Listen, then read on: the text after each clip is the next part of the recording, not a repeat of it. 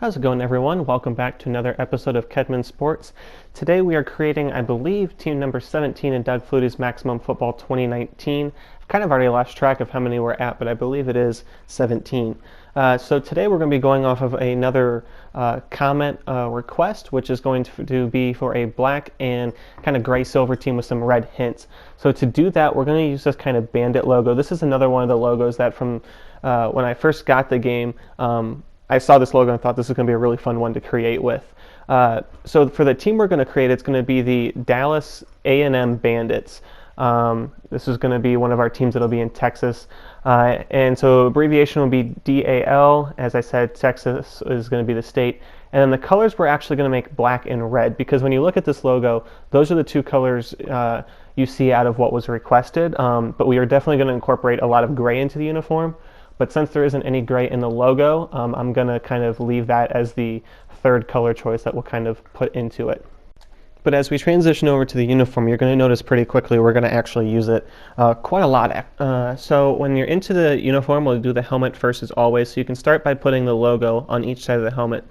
And this is one of the logos, it might even be our first one, I'm not 100% sure, where we aren't going to flip it, that it's going to be facing the, kind of, I guess you could say, the same way on each side. Think of it as if you were in the equipment room buying logos and decals. You only have to buy one set. You don't have to buy a separate set because it's going to be facing the other way.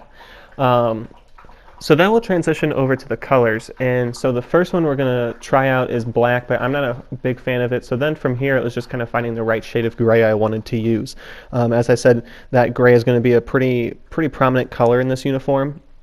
So we're going to go with a 50 all gray, and we're going to go with a black face mask then. And then something I want to note with this uniform and this logo is if you look at the logo, there's very minimal red, that it's predominantly black and that white kind of shadowing in it, which is kind of going to be the theme we're going to use throughout the uniform, that the red in the logo is really an accent color to pull your eyes into that part. So we're going to try to do the same thing on the uniform. And so in doing that, we're going to use a red stripe in the center, and then we're going to put black on either side of it on the helmet. And so the black and the gray, there's enough of a difference there that it creates a contrast, but also doesn't pull away from the red, that the focal point of this helmet is that red center stripe. So then we'll transition over to the actual uniform, and we'll start with the font. We're going to go with Century font. I believe I've already used it, but like I said, we're going to be cycling through fonts we've already used.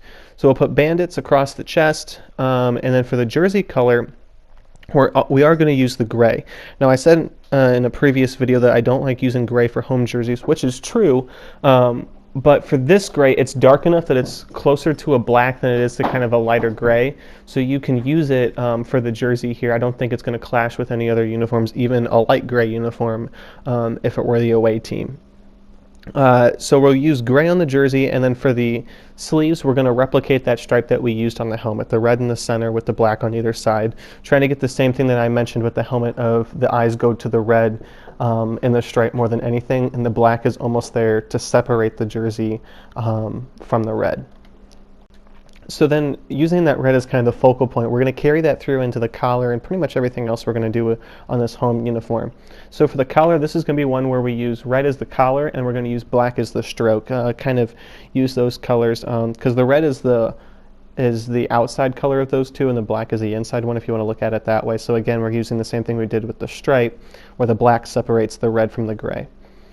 So then for the number, we're going to kind of stick along the same lines. I'm going to actually flip it though, and we're going to use black as the number color with a red outline. I think this is going to look pretty good when you think of kind of a differing thing here. The black stands off enough from the gray that it isn't going to cause issues for like a stat crew or anything like that, but then the red also kind of makes it stand out, and it would still be a readable number, I think.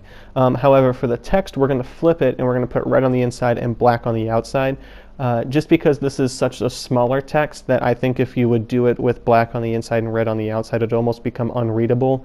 I think the outline would start to run together, whereas when you do it this way, I think it's just going to work a little bit better. So then for the pants, we're going to stick with the gray. If you're starting to catch on, this is going to basically be a gray out uniform from the helmet to the jersey to the pants to the socks. So again, we're going to carry that helmet stripe down through the entire uniform into the pants and create the red on the inside with black on the outside. I've already explained why we're doing that, so I won't do it again. And so then as we get into the socks, we're going to go all gray for both the top and the bottom, and then you're going to kind of see two different experiments with the stripe. I think you could do red or you could do black. I'm going to show you what they both look like. The red is going to be the one that I'm going to settle on using. So as I kind of do this here in this video, I did want to reference another comment request on the last video for a team to use that musical note. I do have an idea for what I'm going to do for that.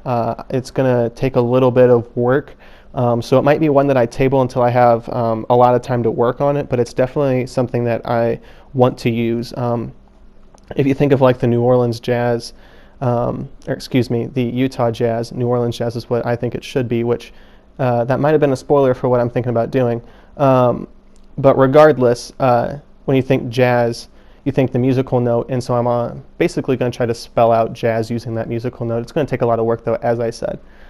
So back to this team, we'll transition over to the away uniform. We're going to put Dallas A&M across the chest. And then for the stripe, again, you're going to kind of see two different things that you could work with the stripe. I think you could do the black and the gray here. I think you could also do gray and black, gray and black, red and black, or red and gray are your kind of three options. I think they'd all look fine. I don't know if there's one that's necessarily better.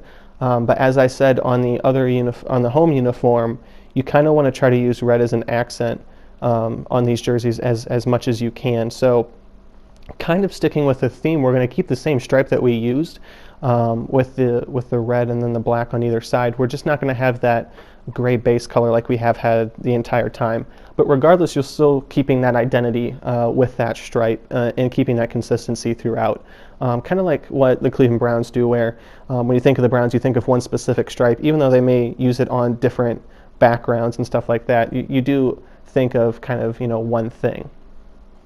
So we'll carry that through to the collar and do the same thing with the red as the collar, black as the stroke. And then when you get to the actual numbers, we're going to kind of change it up a little bit just because we aren't working with a similar thing. We're going to try the gray on the inside just to see what it looks like, because you do want to try to incorporate the gray into this uniform.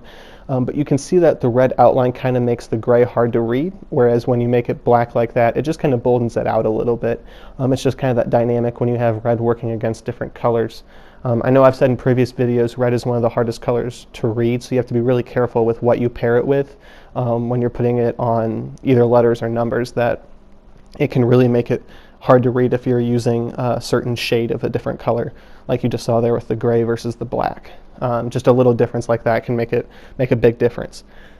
So then we'll transition over to the pants, and this is where we're going to kind of differ from the rest of the uniform, just because you want to try to keep it a little different in some areas. So we're going to actually go with black pants here to kind of shake things up, with a red stripe in the center and then gray on either side. So we're almost kind of flipping what we've been doing the whole time. Again, when you're thinking of that identity, this team's identity is pretty much going to be red stripes.